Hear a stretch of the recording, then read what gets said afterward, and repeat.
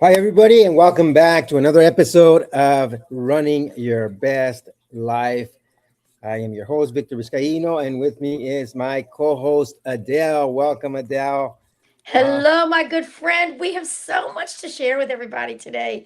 We were talking for a few minutes. I'm just so excited today. I'm gonna let Victor just dial me in. He can tell me when I'm ready. Absolutely. So, today we are going to discuss the races that both of us did. I did some races in Florida, Adele did those in New Orleans, uh, Baton Rouge, Louisiana. Baton Rouge this time. Yes, yes, yes. Baton Rouge.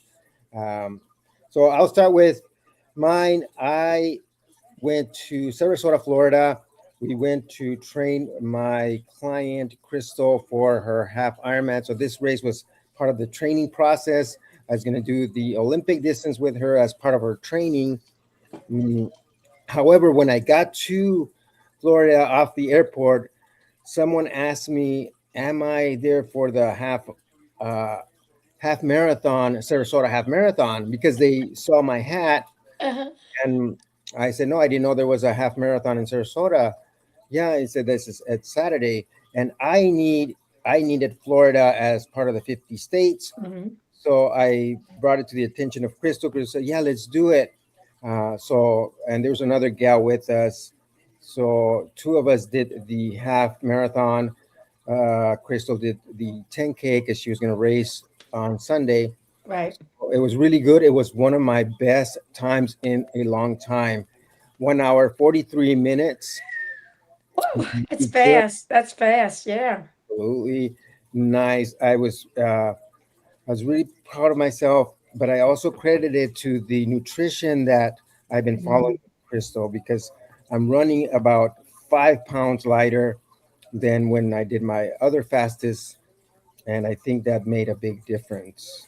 I think that's a huge comment to make. And also, y'all take in another note that I don't think y'all realize that they were going to do the Olympic distance on Sunday.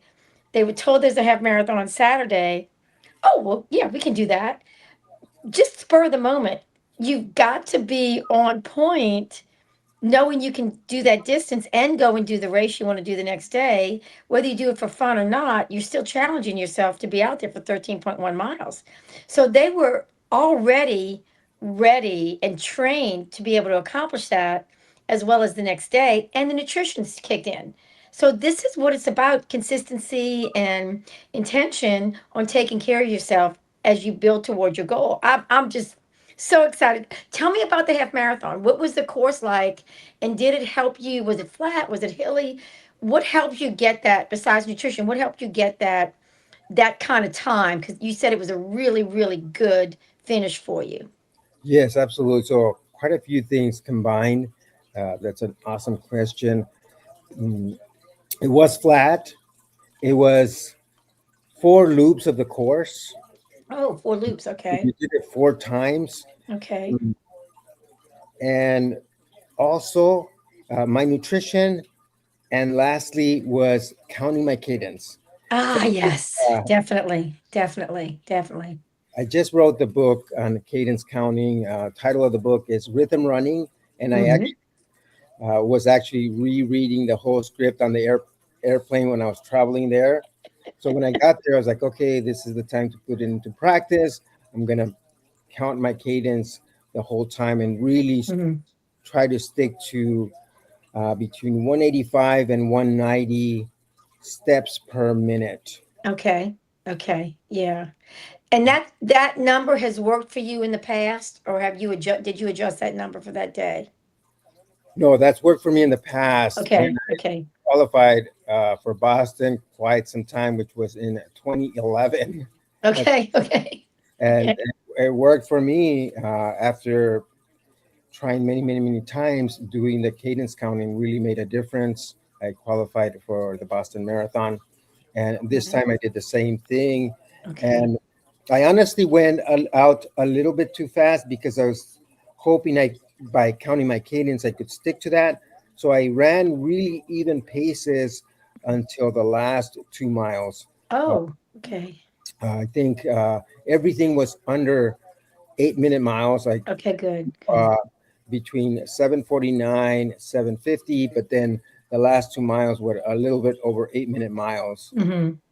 And of course, the thought afterwards is like maybe if I gotten closer to the 8-minute miles from the beginning, I could have probably end up with even splits the whole time. Well, I think too, when you realize that you're a little bit over, and then when we say a little bit over, we're only talking about anywhere from 15 to 20 seconds per Yeah, mile for 2 miles. maybe even That's, yeah. 15, Yeah, 15 but seconds. also that's 10 miles on your 10 or 11 miles already on your body. So there's a little bit of fatigue factor in there too. And if you're still counting and you adjust it a little bit, the the key is I'm finishing strong. I want to finish strong in that last half mile, that last quarter mile, last three quarters of a mile. Backing off a little bit, and when we say 20 seconds, 15, 20 seconds a mile, that's not that much when you think about it and you're counting cadence, you just adjust it a little bit. But the key is that you finished with a time that's one of your fastest times. Yeah. And people have to realize when runners get to that certain point in a long distance race, your adrenaline's going, your cadence is going steadily.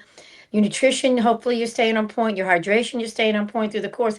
There's going to be one of those miles, and it's usually 9, 10, or 11 in a half marathon.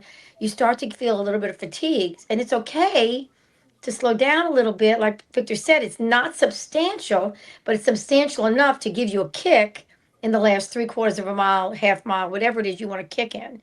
And I think that's a great point that you use because it wasn't that much different than your average for those first 10 miles, which is Yes. pretty good. It's still an incredible finish. Incredible. Yeah, it, 143.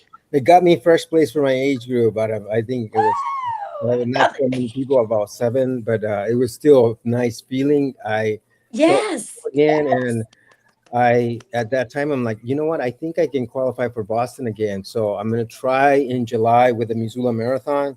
Okay. That's where I've run my fastest marathon. So I'm gonna try again.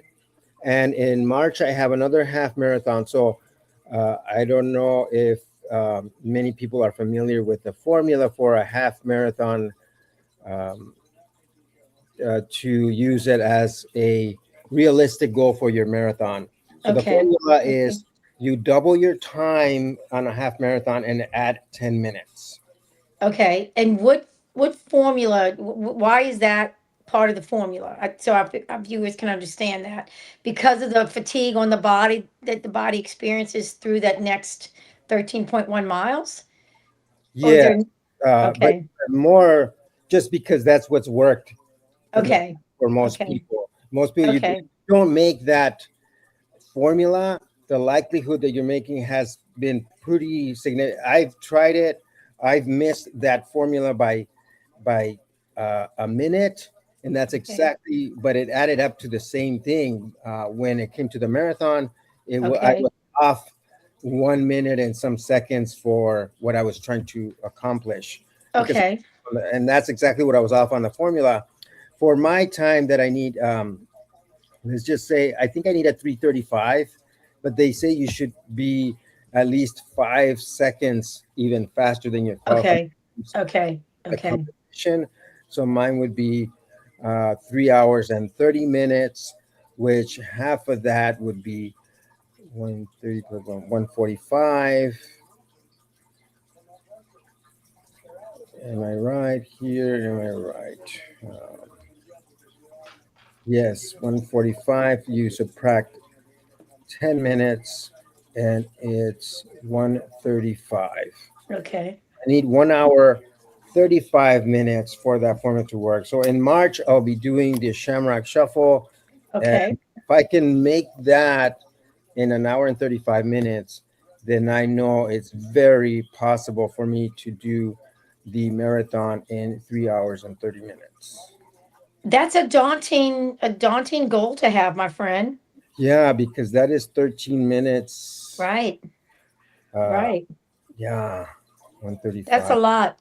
Y'all, I just have to tell y'all, remember, I'm 68, Victor's 10 years younger. He's still got some of that in him. All right. Me and myself and I'm just gonna applaud him from the sidelines. Thank you.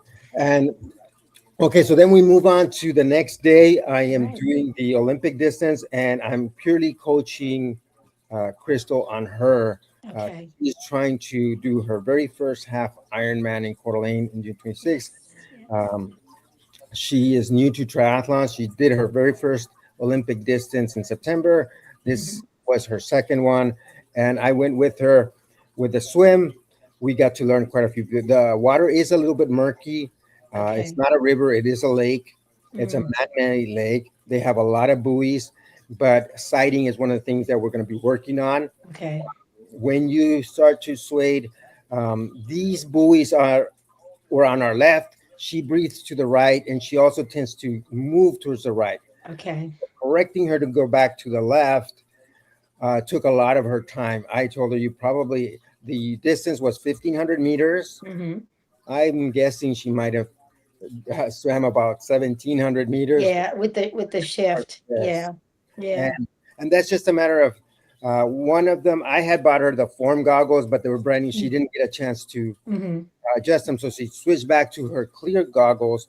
Hmm. The sun was glaring, so it was hard to see the buoys Right. with clear glass. So one point for anybody who's doing open water swims is have a couple of pair of goggles, some that are tinted Hmm. for the sun, some of that are clear, Right. and definitely you want to practice sighting. Here we didn't get a chance to practice an outdoor Okay. because of the winter. Right. Right. Right. But you can still do it in the pool. We just didn't Okay. do it enough times.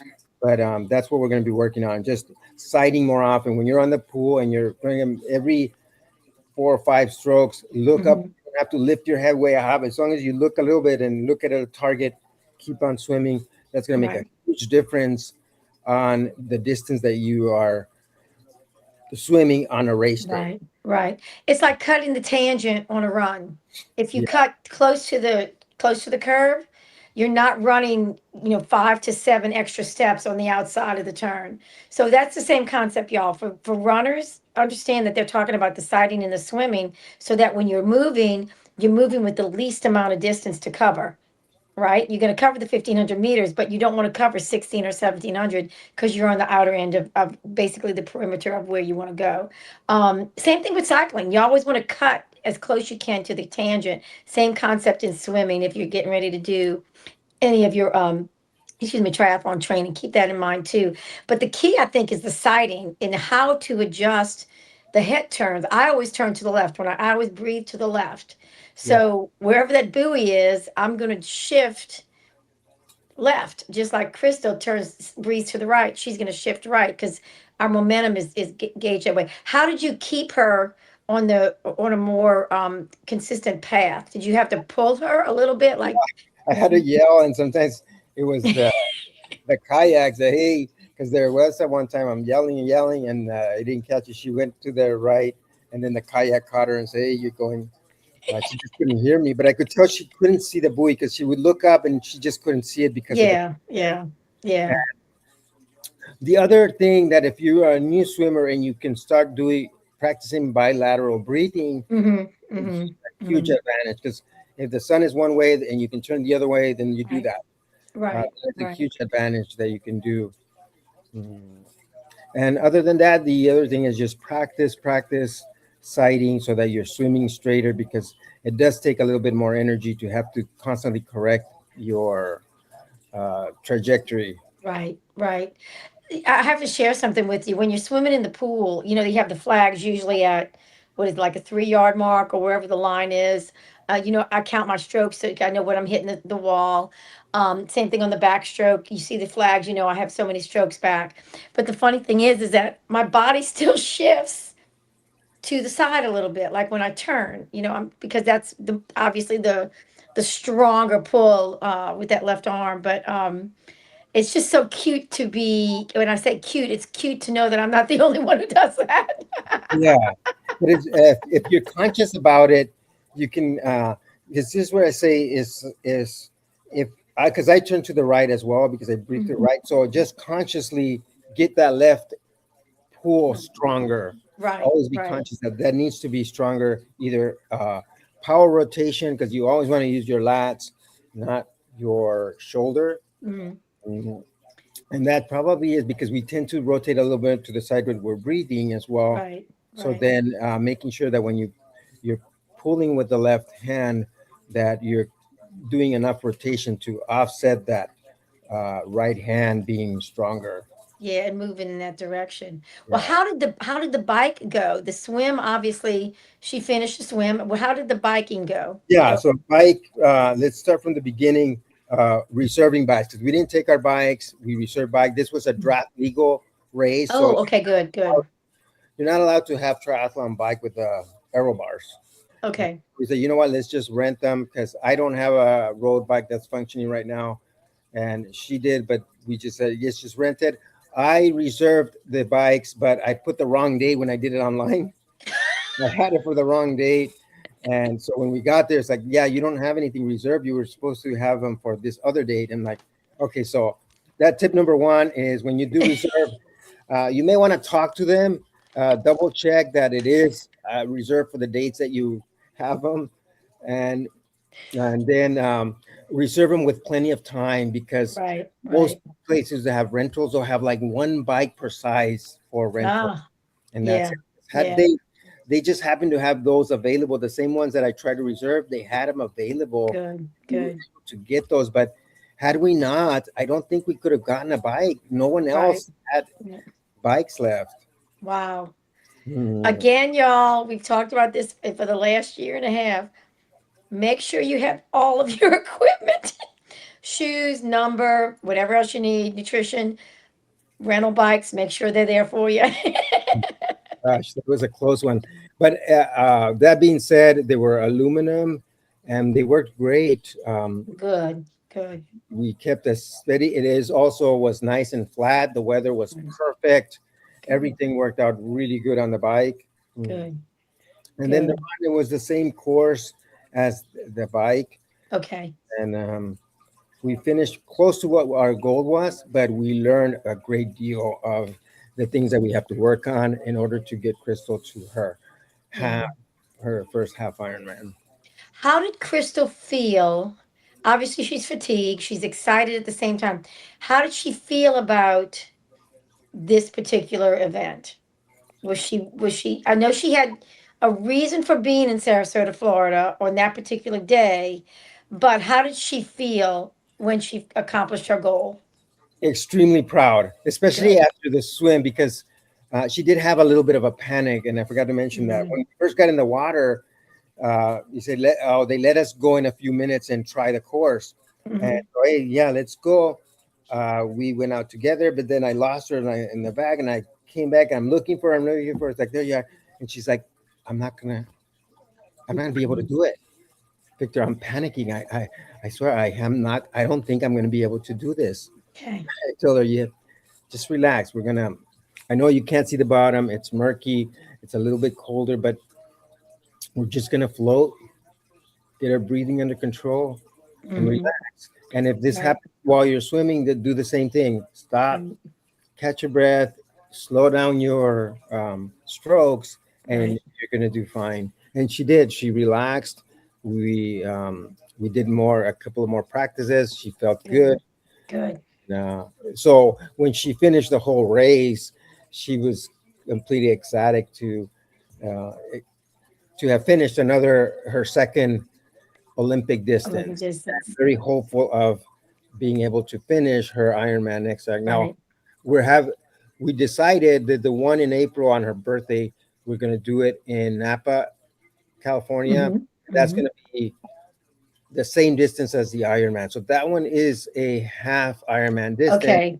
It's not Okay. the Ironman brand. It's also the Alpha Win, Okay. Right. Right. but we chose to do the half Ironman distance because that will give us a clear indication. Hey, Right. what is it that we need ready Right. to do that distance? Well, I think too that if that's in April and then the Coeur d'Alene is in June, am I Right, correct? that's Okay, correct. so she'll have a couple of months. You will both have a couple of months to tweak anything prior to tapering down and saving the energy, saving the body, saving the impact on the body as you get really close to that race those last 2 weeks. I'm so excited for Crystal because I'll tell y'all, if you remember, y'all, when we talked a week and a half ago, Crystal was doing this race in celebration and in memory of her dad who passed away several years ago. I think several, right? Several Yeah, years ago. two, But I 20, think it was his birthday weekend, correct? It was that's his correct. birthday. It was on his And birthday. That's why she wanted to do the Sarasota race. yeah, and y'all, when you have a why like that, and I've had many whys like that, and I know so has Victor, and most of our circle of athletes that we tend to call friends and companions and significant people in our lives have always had a why to go into their journey of the race, right? Of the event, their training journey to get to that particular day. Because race day, as y'all know, is lanyap. I mean, the journey is really the training weeks and months put before race day and just go and enjoy yourself. But there's a reason for it. So for her to accomplish that goal, to celebrate her dad, but to also do with her good friend and Coach Victor, y'all, that is the whole package. And to do it somewhere different, the experience is different. Just going out and seeing a few things while you're in Sarasota, the whole package is different. So keep that in mind when you establish a goal. And a lot of people are doing that right now because it's a new year. And, oh, I want to do a 5K, or I want to run a half marathon, or I want to do a church run with my family in the spring around Easter. The key is have your why, because what that does when you get that little fatigue, when you're maybe three quarters of a race, like Victor said, his cadence changed a little bit. He built his energy back up to finish strong. When you know what's in your heart, the body flows even stronger. Am I Absolutely. right, Victor? I mean, when you know what's in your heart, the body flows strong. And that's the whole key of why we do what we do, correct? Right, that's right. And speaking of, why don't you share with us your race? Ah, Because you had on the same weekend two races. yep, yep, Uh, yep. yes, definitely share with us. So I'm going to show you this. It says, it's actually, what, let me get in the screen. It's the 15-year anniversary of the Louisiana Marathon weekend. Of course, I've been carrying my cup around too. There's my cup. I have the hat, I have the shirts, I have everything. But the key is that this is in Baton Rouge, Louisiana, which is the capital of Louisiana. Um, the very first year they did it, my daughter Callie was in her freshman year at LSU, which of course y'all know. I've got a purple shirt on that says Go GEAUX 13.1. I'm all about purple and gold for LSU, as Victor knows. But anyway, she was a freshman. I was finished my marathon years, but I was running consistently strong half marathons and 10Ks. And I said, well, let's do this weekend. So we actually went out and did the little 5K together, just nice and easy. And I did a very strong half marathon back in 2014. So this was in January. So this was the 15-year anniversary. The biggest thing for me is I've usually done either a 5K or a quarter on Saturday and the half on Sunday consistently till the last couple of years. We even did it in COVID because the race is in January. It's Martin Luther King weekend. So that was before the COVID shutdown.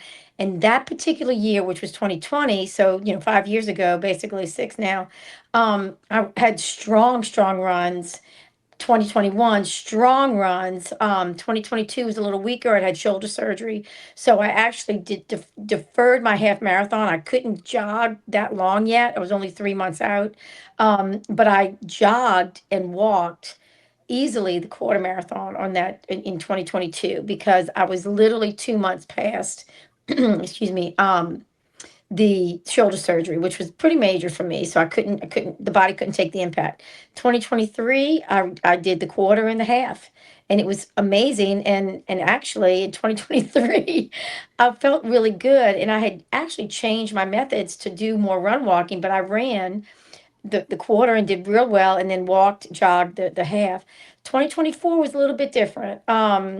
I remember going out and just having the time to do the quarter marathon. I had a commitment on that Sunday. So I did the race on Saturday back in 2024.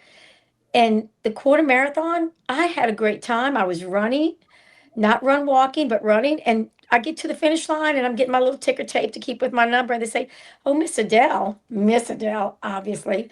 Miss Adele, you finished first in your age group. I'm like, I'm all about that. So it was great. I'm so excited. So that was 2 years ago. Last year, if y'all remember, I only signed up for the quarter and on purpose because I had the melanoma removed on my right thigh, my front thigh, on New Year's morning, New Year's Eve day, and then I was at the race. Obviously 2 weeks later. The key is that I had a very good friend. We walked the quarter marathon because I told my surgeon I would not run, bike, or swim for at least a month. And he said, okay. He says, if you want to jog, he said, I don't want the impact. I said, things have to heal. I had the best time walking with my friend. I could not go back for Sunday, so I did not, knowing that this 15-year anniversary, I was going to do two races again. I learned a lot, my friend. So I ran, walked in a consistent run a minute, walk 30 seconds. And then as I got closer to the end, I was running like a minute 15, a minute 20. I was so excited. I felt so good. Had a great quarter marathon. Sunday, I walked the entire 13.1. That was intentional. Saved my body, know what my body can do now. I am older, and back to back races is not going to be easy for me anymore. And I'm okay with that. I really am. Because now I know I did what I wanted to do for the 15-year anniversary. And that was very important to me because this race has meant a lot to me. Being around the campus that I love, which is LSU, knowing that I started it and knowing what I've come through. There's been a lot of trials and tribulations. That other little cancer diagnosis that I came through and was able to still walk last year. Those are huge whys for me. And to be there for the 15 years and just to put myself out there was a great goal that I set up for myself last January. So I was really pleased with that. And I did get to walk. I got to walk and I got to have family time. I got to watch all the football games when I rested, which was incredible for me too, to let the body heal a little bit, get the rest that I needed. I will tell you this. Every year that I've run, every marathon, half marathon, Crescent City Classic 10K, anything that I've done, the Louisiana Marathon weekends, all of the races, I usually have king cake because, here I am. It's New Orleans, it's Mardi Gras season. I would have a large king cake waiting for me by my back door. I would eat the quarter of it on the way to the shower, another quarter of it out the shower in my scrubs or PJs. And eventually, I would eat the rest of the cake with my family and eat ice cream all day after the race. Y'all, I haven't had ice cream or king cake because I'm gluten sensitive and celiac. I can't have it anymore. And it's not that I can't have it anymore. It's just my body feels so good. I didn't want to put something difficult in it so that this week as I recover, I'm still going to feel good. And that was the key. I had taken good care of my body to get ready. And I shared that with Victor before. He and Crystal do a lot of nutrition training. I'm going to jump on board and try to follow some of the things they do because I don't really do a lot of cooking. I get some things meal prepped and then some basics that I do. But the biggest thing for me is when my body feels that good, I know I can challenge myself. So y'all, I'm extremely proud of what I was able to accomplish. Was the goal to be there for both days. In the future, if there's a 2-day weekend for events, I will choose to challenge myself on only one of the events.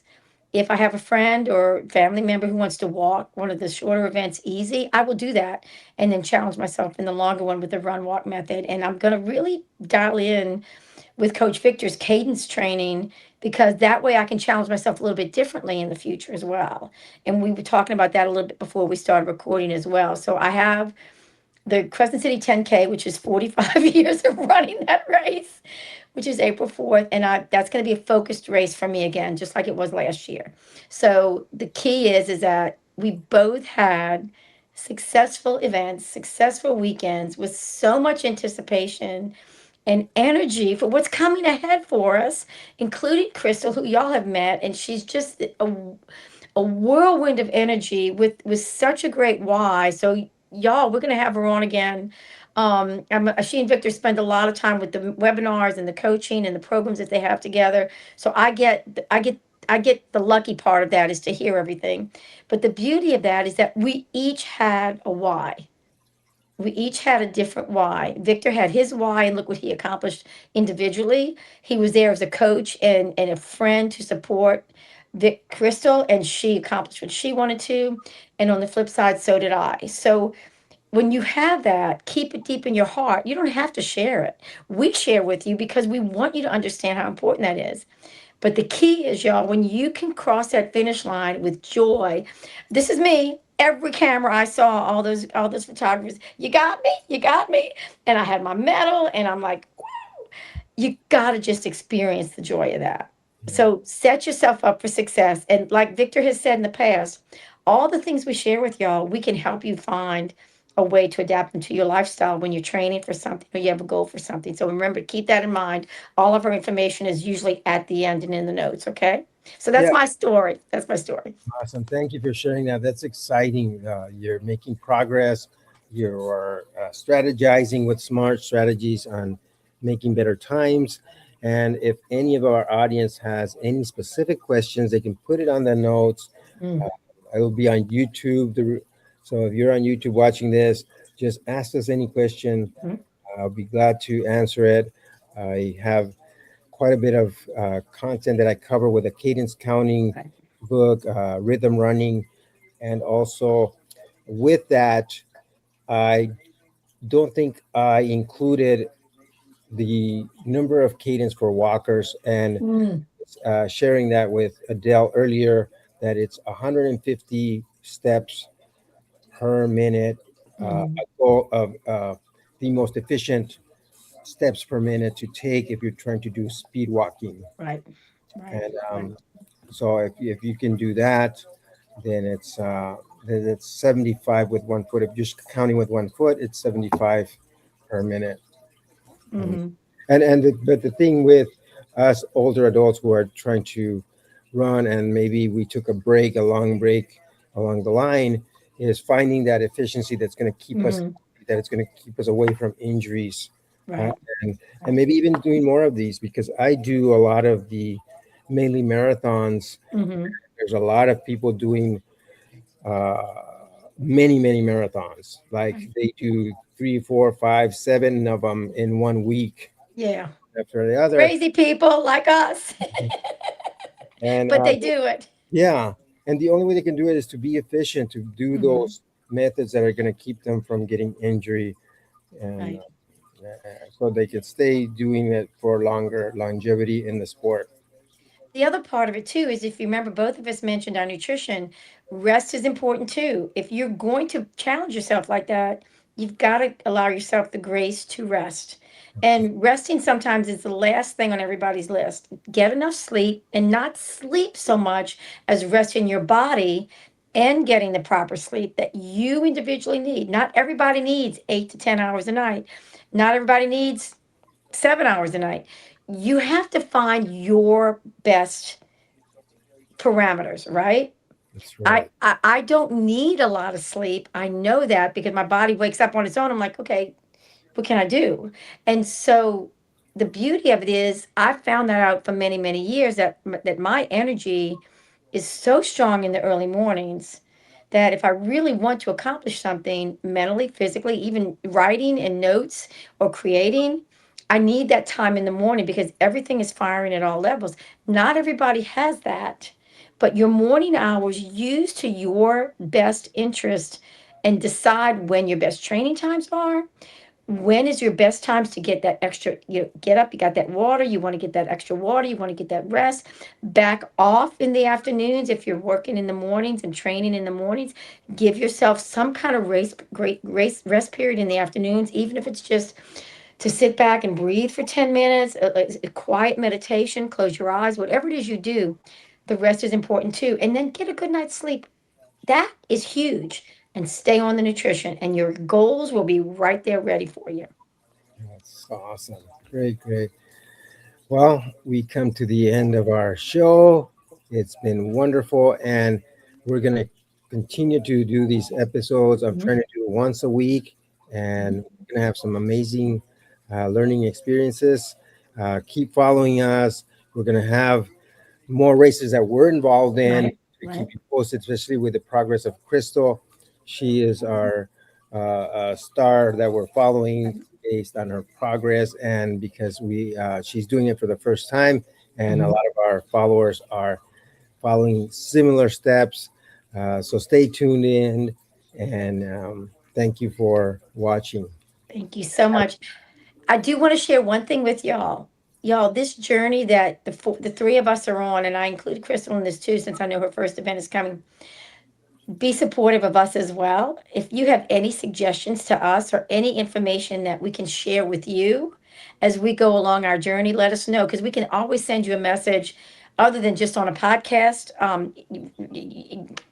episode. We can share that information with you individually and uniquely. If you have any questions in your training, let us know so we can help you out. Okay, we'd love that. My friend, I love you and I'm so proud of you. I'm so, Thank so you. I'm excited. proud of you, and have an amazing week. Continue your training, and I will see you next week. Yes, you will. And all of y'all, share this with your friends. We love y'all. See you soon. See you. Bye. Bye.